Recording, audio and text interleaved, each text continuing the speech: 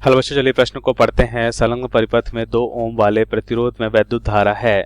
अब इस प्रश्न को समझने के लिए सबसे पहले हम प्रश्न की मुख्य अवधारणा को समझेंगे। तो सबसे पहले हम यहाँ पे लिखते हैं मुख्य अवधारणा। तो मुख्य अवधारणा में सबसे पहले हम क्या देखेंगे? सबसे पहले हम देखेंगे व्हीटस्टोन सेतु संतुलन की स्थिति क्या होती है। तो यहाँ पे हम देखते हैं व्हीटस्टोन सेतु संतुलन। व्हीटस्टोन सेतु संतुलन की स्थिति अगर हम देखें तो हम देखते हैं कि इसका मान क्या होता है। ध्यान से देखिए, इसका मान हो जाएगा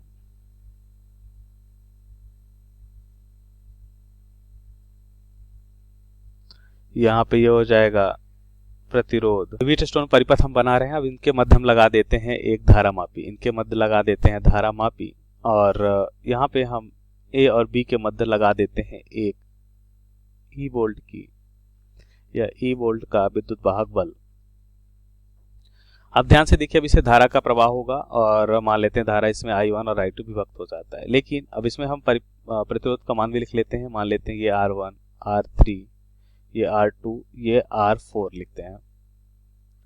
तो ध्यान से देखिए, हम यहाँ पे लिख सकते हैं कि असंतुलन की स्थिति में हम क्या देखते हैं। हम देखते हैं संतुलन की स्थिति कब मिलती है, जब R1 बटा R2 बराबर क्या हो, मतलब इनका अनुपात बराबर हो जाए R3 बटा R4 के। तो यदि इनका अनुपात बराबर है तो हम देखते हैं कि परिपथ क्या हो जाएगा, संतुलन की स्थिति में होगा। और संतुलन की स्थिति में हम देखते हैं इसके मतलब यहाँ पे विभव मापी में धारा का मान क्या होगा, 0 होगा। तो यह हम याद रखेंगे, यह कहलाता है व्हीटस्टोन संतुलन की स्थिति।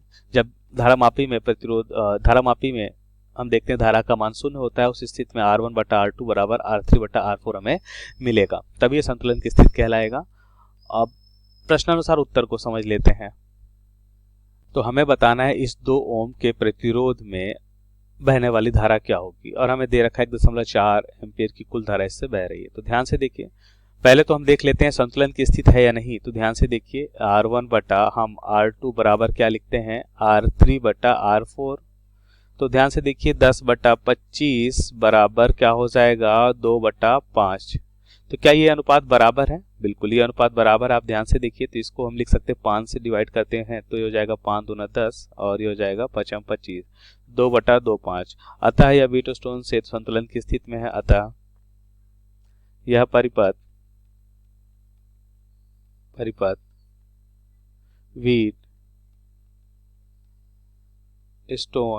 सेतु संतुलन की स्थिति में है। व्हीटस्टोन सेतु संतुलन की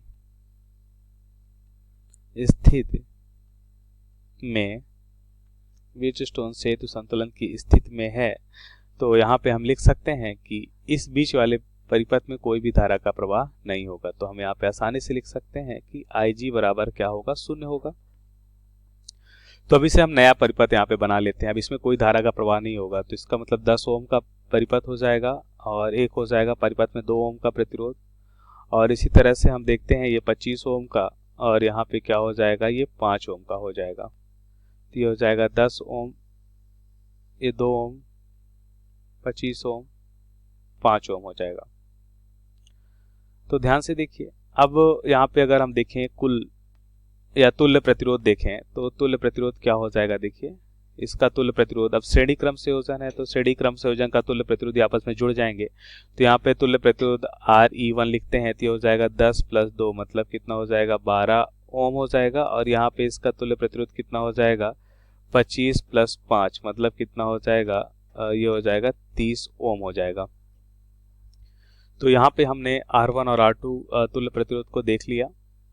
अब ये दोनों आपस में कैसे हैं, ये दोनों आपस में हैं, या तो हम ऐसा कह सकते हैं कि हमें पता है कि इसमें मान लेते हैं I1 धारा आएगी, इसमें I2 धारा आएगी।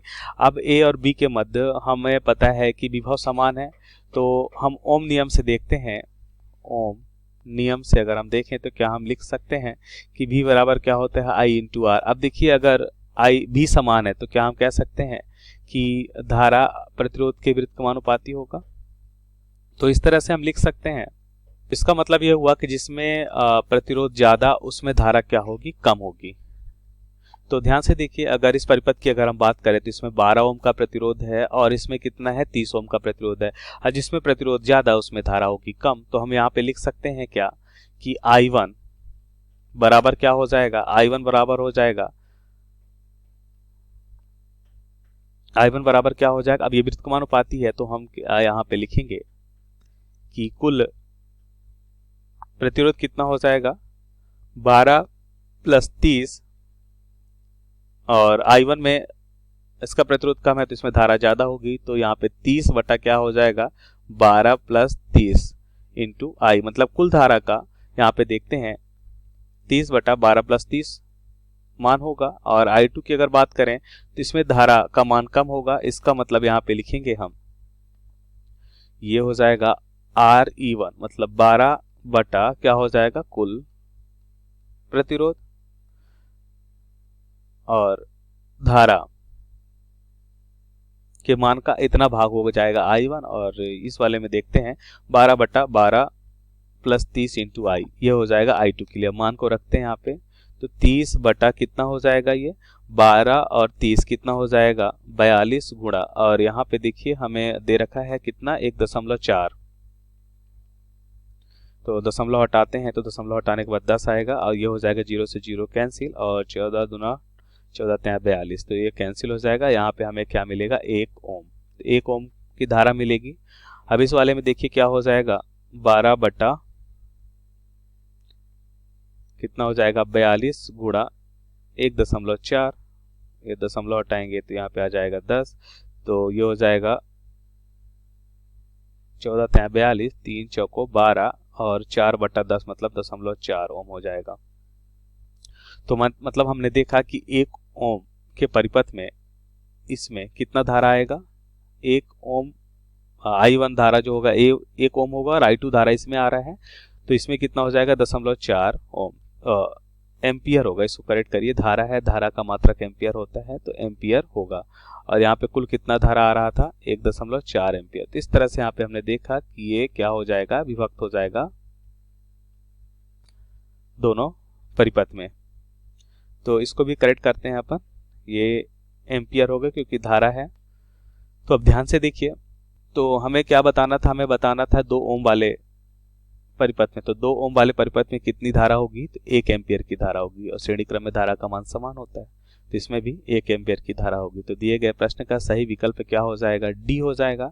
अतः दिए गए प्रश्न का सही विकल्प डी है। आशा करते हैं आपको समझ आया होगा। धन्यवाद।